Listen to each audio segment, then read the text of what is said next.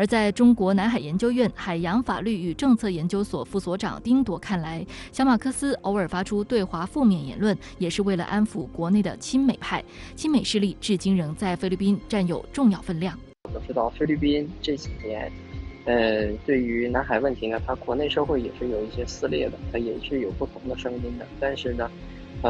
亲美派反华势力或者是亲美势力，他们对于裁决，对于南海仲裁案要求和诉求又比较明显的，所以，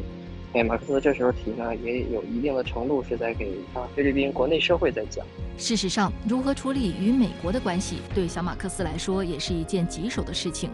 在小马克思眼中，老马克思正是在美国的幕后支持下，才会遭遇政变并被迫下台，最终马克思一家被骗到夏威夷遭软禁，开始了5年多的流亡生活。如今，小马克思已经有15年没有踏上过美国的土地，他与他的母亲还因藐视法庭的裁决，面临额外的3.53亿美元罚款。1995年，马克思家族被夏威夷地方法院下令，需向其统治下的近万名人权受害者支付20亿美元的赔偿。此案数度反转，菲律宾政府反对美国越俎代庖，坚称此案应由菲律宾法院裁决。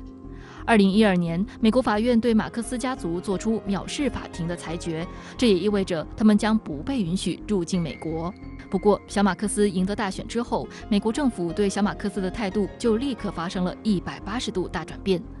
在5月11号，当小马克思还没有完全确定当选总统之时，美国总统拜登就迫不及待地致电小马克思，祝贺他当选，并希望能够改善美国与菲律宾之间的关系。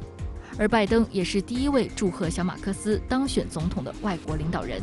6月9号，美国国务院2号人物、常务副国务卿舍曼亚洲行期间，在菲律宾会见了小马克思。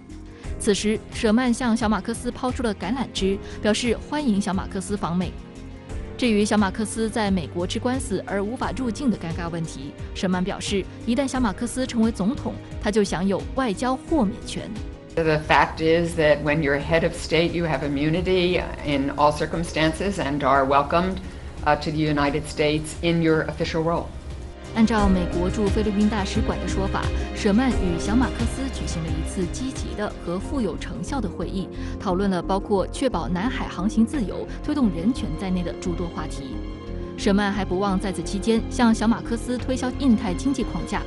他表示，美方乐见菲律宾也加入这个区域合作组织，且美菲两国之间有充满愿景、积极主动的合作议程。舍曼还称，拜登总统期待着在马克思和他的政府正式就职后与他们展开合作。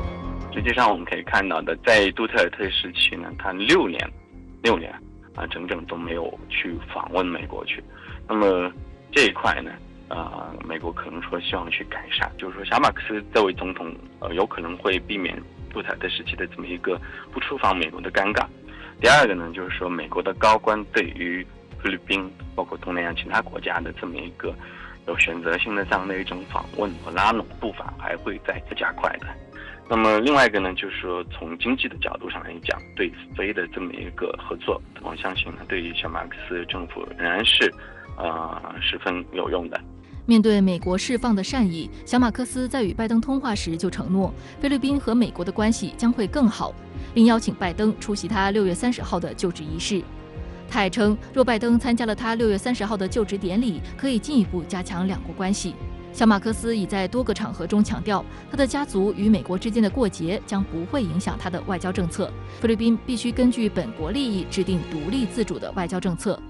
今年3月16号，在一场线上论坛中，对于如果中美发生冲突，将如何处理与两国的关系的提问，小马克思回答道，菲律宾将与两国保持友好关系，但他反对像冷战时期与美国结盟那样的想法。他说，他不是为北京，也不是为华盛顿，而是为菲律宾工作，要为本国的利益而努力。对于菲律宾来讲呢，实际上也不一定然叫做平衡的中美，实际上是在最大化菲律宾国家利益的基础之上，做到这种不选边站，同时呢，也不至于让中美的大国竞争关系对菲律宾的国家的利益、国家的安全，我们说带来非常大的冲击。可像马克思是一个相对而言比较务实的一个人，相信就是说他会避免像杜特尔特时期对美菲同盟关系有毁坏性动作的这样的一种行为，在经济、在安全方面呢，也会可能说把这个鸡蛋放在两个筐里面去。